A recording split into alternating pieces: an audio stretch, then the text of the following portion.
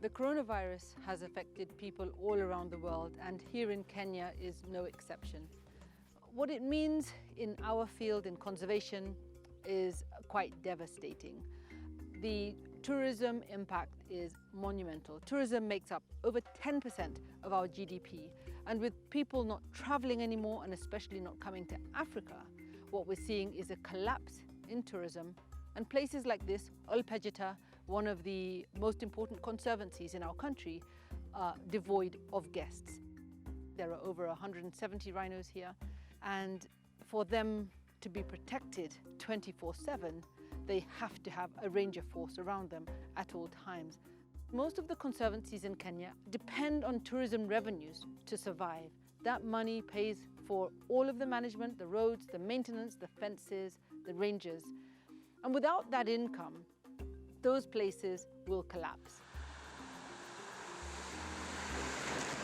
I've been making a TV series called Wildlife Warriors. We've been filming since January. We then stopped shooting for about 5 months because of lockdown. Now we're allowed to film again. We're one of the very few film crews working in this country filming wildlife. We were able to film in the Masai Mara. I think we were only one of 2 film crews filming the migration this year. I took time to talk to all the tourism entities in the Masai Mara. This is our #1 tourism asset in the country. Most hotels remained closed. Some were partially opened. To reopen, they had to go through amazing level of inspections and requirements to ensure that if anybody came down with the symptoms of COVID, they could be isolated very quickly, and ambulances were put on standby to get people to hospitals.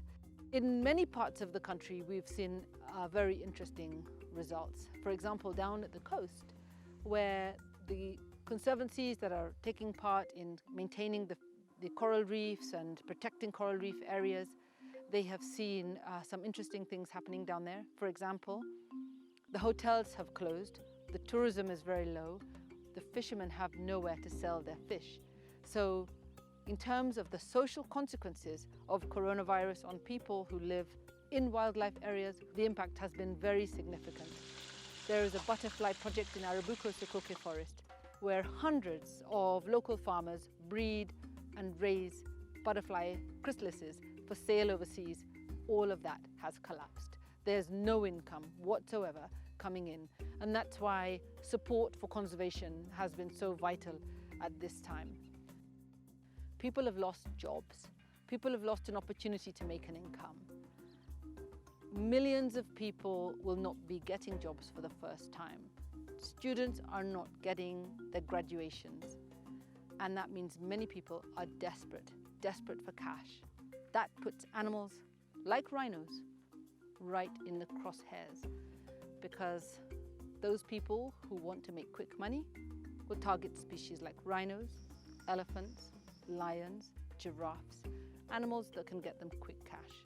On a social level, for communities, it's even more severe than that. I've just come back from northern Samburu, where 61 girls out of a group of 65 will not be going back to school because they're all pregnant. Despite all the hardships and the difficulties and the challenges that we're facing around coronavirus, there are some things that have emerged that remind us of how important conservation is. First, animals like Najin and Fatu, the northern white rhinos, they're thriving.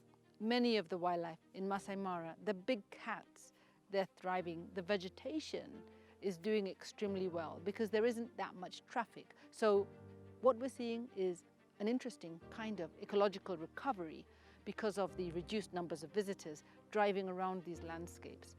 That's a big plus. We've been very lucky here in Kenya because many donors have come to support us, including the government of Kenya, which has actually put out a significant amount of funds to enable rangers to stay on their jobs across the entire country. And in addition, organizations like USAID and major conservation organizations have supported organizations that are working on the ground at the front line. For us at WildlifeDirect, we feel very privileged that we are one of the very few filming organizations on the whole continent who are still at work. We have just completed our 8th episode of production of Wildlife Warriors this year, and that means that despite the virus, we've been able to continue filming what's happening on the ground with our animals and our people. And we want to thank all the donors who have made this possible, including Princeton University and Paula Research Center, where we've actually been filming several of our shoots. This year, I think I was the proudest because despite coronavirus, with most of the international scientists returned back to their countries of origin, the Kenyan scientists have continued the work.